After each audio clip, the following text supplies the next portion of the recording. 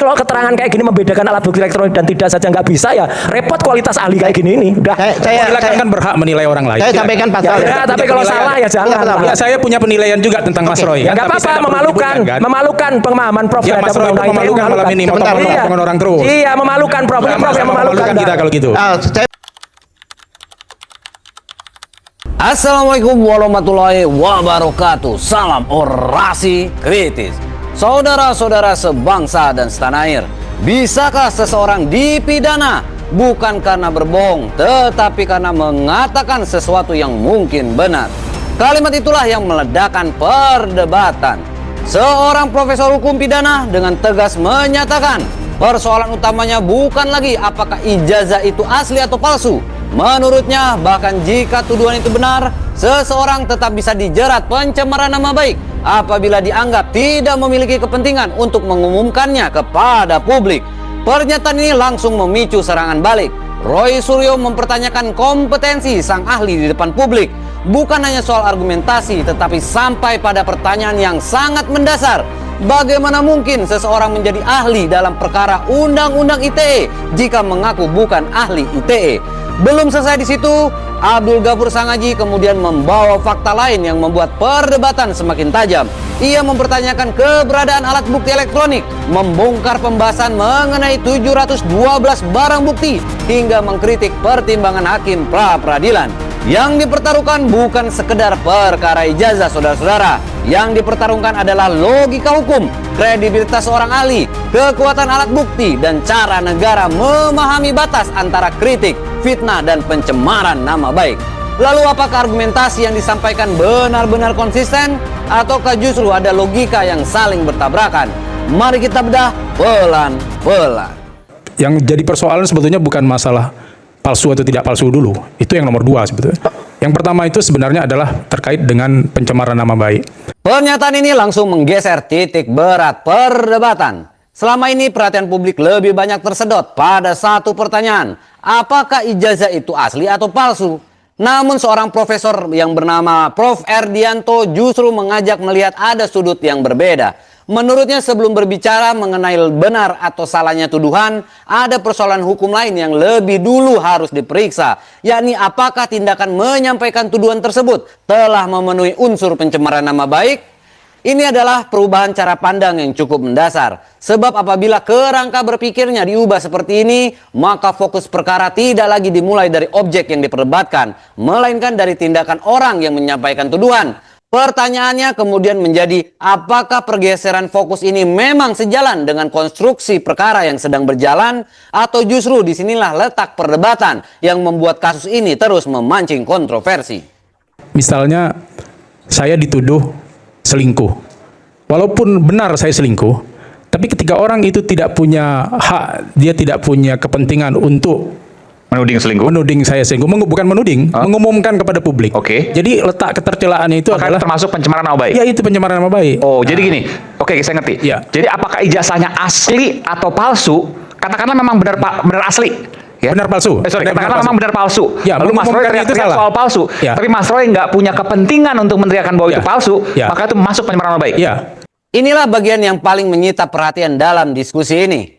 Prof. Erdianto menggunakan ilustrasi sederhana untuk menjelaskan bahwa menurut pandangannya, ukuran pencemaran nama baik tidak semata ditentukan oleh benar atau salahnya isi tuduhan. Yang dipersoalkan justru adalah tindakan mengumumkan tuduhan tersebut kepada publik tanpa adanya kepentingan yang dapat dibenarkan. Kemudian logika yang sama diterapkan pada perkara ijazah. Disinilah muncul pernyataan yang memicu perdebatan. Sebab secara sederhana, publik selama ini cenderung berpikir bahwa jika suatu tuduhan benar, maka persoalan selesai. Sementara argumentasi yang disampaikan Prof. Erdianto justru mengajak melihat lapisan hukum yang berbeda. Apakah seseorang memiliki dasar atau kepentingan yang sah ketika membawa tuduhan itu ke ruang publik? Perbedaan cara memandang inilah yang kemudian menjadi salah satu sumber benturan argumentasi sepanjang diskusi. Ada pasal 310 ayat 3 yang menyatakan bahwa kalau tuduhan itu, pengumuman itu dilakukan untuk kepentingan umum atau membela diri, nah itu dianggap bukan penghinaan. Nah, yang harus dibuktikan, sejak awal saya buat berbagai video YouTube, silakan aja buktikan bahwa ini untuk kepentingan umum, bahwa ini untuk membela diri. Kalau untuk membela diri sepertinya ya tidak lah ya. Tapi kalau untuk kepentingan umum ini bisa diperdebatkan. Menariknya, setelah menyampaikan argumentasi yang cukup tegas, Prof. Erdianto juga mengakui adanya pengecualian yang diatur dalam ketentuan hukum. Menurut penjelasannya, apabila suatu tuduhan disampaikan demi kepentingan umum atau untuk membela diri, maka perbuatan tersebut dapat dipandang berbeda. Namun di titik inilah muncul persoalan berikutnya. Siapa yang menentukan bahwa suatu tindakan benar-benar dilakukan demi kepentingan umum? Apakah cukup berdasarkan keyakinan pihak yang menyampaikan tuduhan? Ataukah harus dibuktikan melalui proses hukum?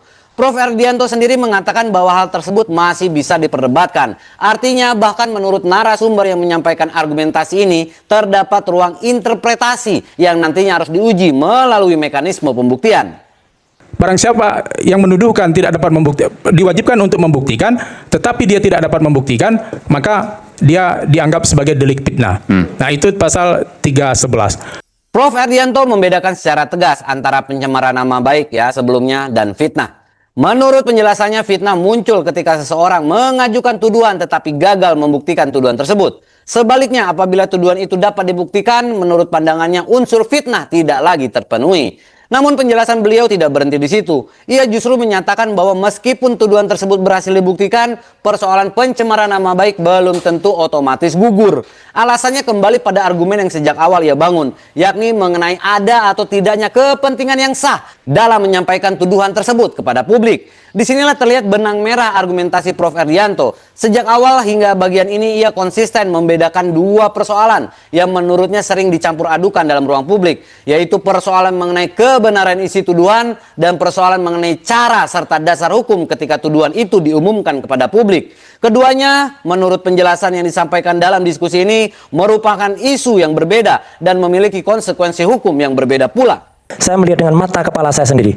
Dalam sidang pra-peradilan, Prof ditanya oleh kuasa hukum saya, ya, Prof menjawab, saya tidak mengerti undang-undang ITE. Saya ini ahli dalam hukum pidana. Yang benar yang mana ini? Kalau Anda sudah sering menjadi ahli apa? Kalau kemudian nggak bisa menjawab undang-undang ITE? Saya menghormati Mas Roy ya. Iya. Saya jawab ya. Boleh jawab? Loh, harus dijawab karena Jadi ini mengatakan dua yang ditanyakan itu terkait dengan apa itu analog. Saya tidak tahu analog. Yang ditanya itu kalau misalnya unsur, jangan gitu Bang Gapur, kita kan sama-sama lah. Saya ditanya analog kemarin, apa itu analog? Serius saya tidak tahu. Saya akademisi Mas Roy. Loh, iya. Tahu, saya tidak tahu. Betul. Kalau Mas Roy mau tanya saya sesuatu ya saya jawab. Tapi kalau ditanya, saya kan bukan ahli ITE. Saya ahli pidana, ahli hukum acara pidana. Disinilah arah diskusi mulai berubah, saudara-saudara. Jika sebelumnya perdebatan berkutat pada konstruksi hukum perkara, kini Roy Suryo mengalihkan fokus kepada kompetensi ahli yang dihadirkan oleh penyidik. Roy membangun logika yang sederhana namun tajam. Menurutnya apabila perkara menggunakan Undang-Undang ITE sebagai dasar hukum, maka wajar apabila publik mempertanyakan sejauh mana ahli memahami undang-undang tersebut. Ya, betul itu. Kritiknya bukan langsung menyerang pendapat, melainkan mempertanyakan otoritas orang yang menyampaikan pendapat itu ya. Maksudnya ke Profesor Erdianto itu ya. Di sisi lain, Prof. Erdianto memberikan batasan yang cukup jelas mengenai kapasitasnya. Ia tidak mengklaim sebagai ahli ITE. Kok bisa? Melainkan ahli hukum pidana dan hukum acara pidana. Artinya menurut penjelasannya sendiri, kehadirannya bukan untuk menguraikan aspek teknis Undang-Undang ITE, tetapi untuk menjelaskan konstruksi hukum pidana yang melatar belakangi perkara ini. Perdebatan menjadi semakin menarik karena keduanya sebenarnya berbicara dari sudut yang berbeda. Roy mempertanyakan relevansi keahlian terhadap objek perkara, sedangkan Prof. Erdianto menegaskan ruang lingkup keahlian yang memang dimintakan kepadanya. Di titik inilah publik mulai melihat bahwa persoalan tidak lagi hanya menyangkut isi pendapat, tetapi juga batas kompetensi seorang ahli di persidangan. Apakah ahli sudah melihat 712 barang bukti dokumen yang disita oleh penyidik Polda Metro Jaya diserahkan kepada jaksa penuntut umum, karena di dalam sidang pra-peradilan jaksa membawa daftar list 712 barang bukti. Sebenarnya saya mau tanya itu ke dia. Kenapa? Karena kalau dia mengatakan, kalau Profesor, mohon maaf Pak Profesor, kalau Pak Profesor mengatakan bahwa dia memahami apa yang disebut dengan bukti surat dalam pasal 32, saya tinggal challenge ke dia. Karena dari 712 barang bukti dokumen yang disita dari Universitas Gadjah Mada, semuanya saya udah teliti satu persatu. 2 kali sidang pra peradilan, saya lebih fokus kepada BAP Pak Jokowi dan saya juga fokus kepada 712 barang bukti dokumen yang disita. Nggak ada hubungannya dengan pasal 32 Undang-Undang ITE. 712 barang bukti itu adalah bukti surat print out. Di mana bukti ahli mengatakan bahwa telah terpenuhi 2 alat bukti permulaan dalam Undang-Undang ITE karena harus terpenuhi bukti elektroniknya? Nggak ada bukti elektronik yang disita oleh Polda Metro Jaya. Masuknya Abdul Ghafur Sangaji mengubah arah pembahasan menjadi lebih spesifik. Ia tidak lagi mempersoalkan teori hukum secara umum, melainkan langsung menguji dasar pembuktian dalam perkara. Abdul Ghafur memulai dengan pertanyaan sederhana, apakah ahli sudah melihat seluruh barang bukti yang dijadikan dasar penyidikan? Pertanyaan ini penting karena kualitas pendapat seorang ahli seringkali bergantung pada sejauh mana ia memahami fakta-fakta yang menjadi objek pemeriksaan. Setelah itu Abdul Ghafur menyampaikan klaim yang jauh lebih serius. Ia mengatakan telah meneliti seluruh daftar barang bukti. 702 dokumen ya. Lalu menyimpulkan bahwa tidak ada bukti elektronik yang disita oleh penyidik. Pernyataan inilah yang kemudian menjadi fondasi kritik berikutnya terhadap konstruksi pembuktian dalam perkara. Apabila klaim tersebut benar, maka perdebatan tidak lagi berhenti pada siapa yang benar atau yang salah, melainkan bergeser pada pertanyaan lain. Apakah alat bukti yang digunakan sudah sesuai dengan unsur-unsur yang dipersyaratkan dalam undang-undang? Itulah mengapa bagian ini menjadi salah satu titik paling penting dalam keseluruhan diskusi. Loh, Mas Roy ini statusnya masih tersangka. Ada nggak yang berani mengatakan Mas Roy ini terdakwa? Kalau pengacara Pak Jokowi mau mengatakan Mas Roy terdakwa, ayo kita adu argumen hukum. Ayo, kita adu argumen hukum. Mas Roy ini tersangka atau terdakwa? Dan kemarin itu yang saya tanyakan kepada ahli. Dan terkonfirmasi juga oleh ahli bahwa Mas Roy ini punya hak mengajukan permohonan pra peradilan meskipun berkas perkaranya sudah dinyatakan P21. Kenapa dalam pertimbangan hakim mengatakan bahwa ini lebih baik sebelum pelimpahan berkas dan sebelum dinyatakan P21? Loh, hakim kok ngatur-ngatur hak seorang tersangka? Setelah membahas alat bukti, Abdul Ghafur beralih mengkritik pertimbangan hakim pra peradilan. Fokusnya kali ini bukan lagi pada substansi perkara, melainkan pada hak prosedural seorang tersangka. Ia menegaskan bahwa status Roy Suryo pada saat itu masih sebagai tersangka. Dari titik itulah Abdul Ghafur membangun argumentasinya bahwa hak mengajukan pra peradilan seharusnya tetap melekat, termasuk ketika berkas perkara telah dinyatakan lengkap atau P21. Pernyataan, loh, hakim kok ngatur hak seorang tersangka, merupakan suatu bentuk kritik langsung terhadap pertimbangan hakim ya, bukan terhadap putusannya semata. Menariknya Abdul Ghafur juga mengatakan bahwa putusan hakim tetap dihormati, tetapi dasar pertimbangannya masih terbuka untuk diperdebatkan dalam ranah ilmu hukum. Artinya fokus kritik yang disampaikan bukan sekedar menang atau kalah dalam pra peradilan, melainkan apakah alasan hukum yang digunakan hakim telah konsisten dengan hak-hak yang diberikan oleh undang-undang kepada seorang tersangka. Disinilah diskusi mulai bergeser dari pembuktian menuju perdebatan mengenai penerapan hukum acara pidana. Hakim itu bukan membuat hukum. Kalau dikatakan hakim telah membuat hukum, wah itu salah. Hakim itu membuat putusan. Hakim tidak membuat hukum, karena hukum itu dibuat oleh pembuat undang-undang. Dan hakim boleh menemukan hukum, namanya res finding. Setelah mengkritik pertimbangan hakim pra peradilan, Abdul Ghafur memperjelas posisi kritiknya. Ia menegaskan bahwa yang dipersoalkan bukan kewenangan hakim memutus perkara, melainkan batas kewenangan hakim dalam sistem hukum Indonesia. Abdul Ghafur membedakan dua konsep yang sering kali dianggap sama oleh masyarakat. Menurut penjelasannya, membuat hukum adalah kewenangan pembentuk undang-undang, sedangkan hakim bertugas membuat putusan berdasarkan hukum yang sudah ada. Jika norma yang ada belum jelas, hakim memang dapat melakukan res finding atau penemuan hukum, tetapi bukan menciptakan norma hukum yang baru. Terlepas apakah publik sependapat atau tidak dengan argumentasi tersebut, bagian ini menunjukkan bahwa kritik Abdul Ghafur diarahkan pada cara hakim menafsirkan hukum, bukan pada legitimasi lembaga peradilannya. Dengan demikian, perdebatan kembali bergeser ke wilayah teori hukum, bukan sekedar menang atau kalah dalam perkara. Seandainya ada orang merubah KTP elektroniknya Refli Harun. Mengubah KTP elektroniknya Bung Refli, oke. Di pasal ini hubungan 432. Iya, oke. Apakah saya punya legal standing untuk melapor? Silakan, langsung, Prof. Ya, selagi bukan delik aduan, siapapun bisa Bukan, pasal 32. Kan saya jawab, Pak. Bapak tanya, saya jawab. Ada orang Ya, sudah, saya jawab. merubah Itu jawaban saya. informasi elektronik KTP. Apakah punya hak untuk melaporkan itu? Punya, Ya kan? punya. Saya, Ya, karena itu bukan delik saya aduan. nggak kenal sama beliau. Apakah saya punya legal standing melaporkan beliau? Selagi bukan delik aduan, siapapun boleh melaporkan, Pak. Maksudnya? Tadi katanya nggak boleh. Lah, kan Bapak tanya boleh melapor. Cek saya tidak kenal dengan beliau. Ya. Ada orang merubah KTP elektronik. Iya. Kan Bapak melapor. Terus saya yang nggak kenal ini melapor. Saya punya legal standing nggak untuk melapor? Iya. Punya.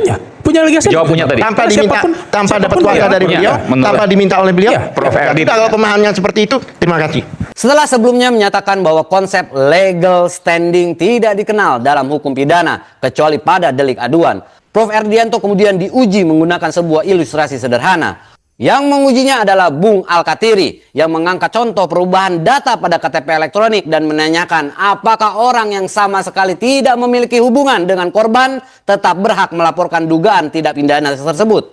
Jawaban Prof. Erdianto konsisten dengan argumentasi yang telah ia bangun sejak awal. Selama perkara tersebut bukan delik aduan, menurutnya siapapun dapat membuat laporan tanpa harus memiliki kuasa ataupun hubungan langsung dengan pihak yang dirugikan.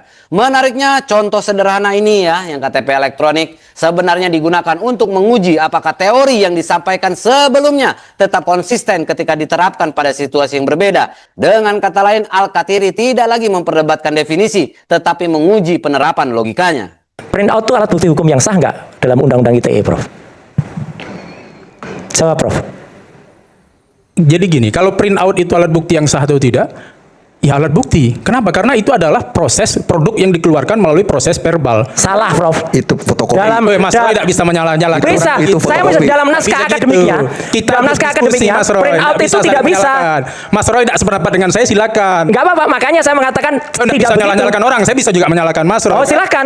Tapi pendapat salah Prof itu ini gitu, tidak nah. sesuai dengan hakikat Undang-Undang ITE. Silakan. Perdebatan kemudian masuk ke isu yang jauh lebih teknis, yaitu mengenai alat bukti elektronik. Roy Suryo mempertanyakan apakah hasil cetak atau printout dapat langsung diperlakukan sebagai alat bukti elektronik sebagaimana dimaksud dalam Undang-Undang ITE. Sementara Prof. Erdianto menjawab bahwa hasil cetak tetap dapat dipandang sebagai alat bukti.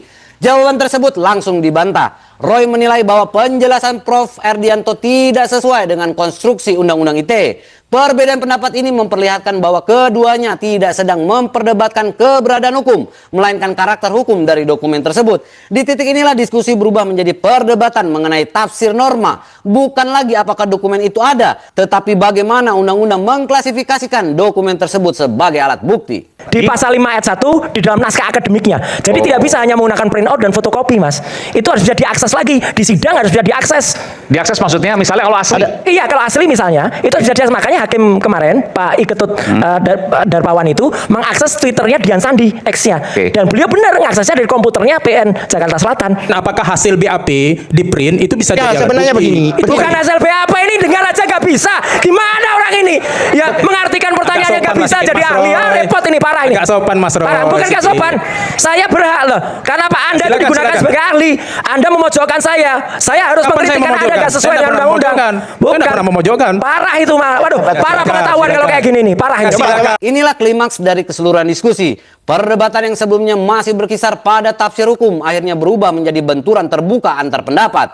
Roy Suryo mempertahankan pandangannya bahwa alat bukti elektronik tidak cukup hanya ditunjukkan dalam bentuk hasil cetak. Menurut argumentasi yang ia bangun, bukti tersebut harus tetap dapat diakses sebagaimana karakter asli dari informasi elektronik itu sendiri. Untuk memperkuat pendapatnya, ia mengutip contoh yang menurutnya terjadi dalam sidang pra-peradilan ketika hakim mengakses langsung akun yang dijadikan objek pembuktian. Di sisi lain, Prof. Erdianto tetap bertahan pada pandangannya. Perbedaan tafsir itu kemudian berkembang menjadi saling menilai kapasitas masing-masing hingga muncul pernyataan yang bersifat personal. Justru di sini letak pelajaran penting dari keseluruhan diskusi. Ketika dua pihak memiliki cara membaca norma yang berbeda, perdebatan tidak lagi berhenti pada bunyi pasal, tetapi bergeser pada bagaimana setiap pasal dipahami dan diterapkan terhadap fakta yang sama. Dan pada akhirnya perbedaan tafsir seperti inilah yang memang lazim diuji melalui proses peradilan, bukan diselesaikan hanya dengan adu klaim di ruang publik.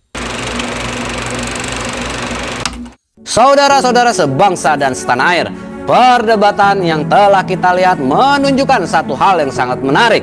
Ketika sebuah perkara masuk ke ranah hukum, yang diperdebatkan ternyata bukan hanya fakta, tetapi juga cara membaca fakta melalui kacamata hukum. Di satu sisi, Prof. Erdianto Effendi membangun argumentasi bahwa fokus perkara berada pada dugaan pencemaran nama baik, bukan semata-mata pada benar atau tidaknya tuduhan mengenai ijazah. Di sisi lain, Roy Suryo mempertanyakan kompetensi ahli, sementara Abdul Ghafur menguji konsistensi penerapan Undang-Undang ITE, alat bukti elektronik hingga dasar pertimbangan hakim pra-peradilan. Apakah salah satu pihak pasti benar? Silakan Anda yang menilai. Sebagai publik, yang paling penting bukan sekedar memilih kubu, melainkan memahami logika di balik setiap argumentasi. Karena dalam negara hukum, kualitas sebuah pendapat tidak ditentukan oleh seberapa keras suara yang disampaikan, tetapi oleh seberapa kuat dasar hukum dan logika yang menopangnya. Itulah mengapa di Orasi Kritis kita tidak berhenti pada siapa yang berbicara. Kita membedah apa yang diucapkan, bagaimana logikanya dibangun, dan sejauh mana argumentasi itu mampu dipertanggungjawabkan. Kalau menurut Anda, argumentasi siapa yang paling konsisten dalam perdebatan ini? Apakah Prof. Erdianto Effendi, Roy Suryo, atau Abdul Ghafur Sangaji? Tulis pendapat Anda di kolom komentar beserta alasan hukumnya. Karena diskusi yang sehat bukan soal siapa yang paling keras, tetapi siapa yang mampu menyampaikan argumentasi yang paling kuat. Saya pamit, tetap kritis, tetap waras. Sampai jumpa di orasi berikutnya.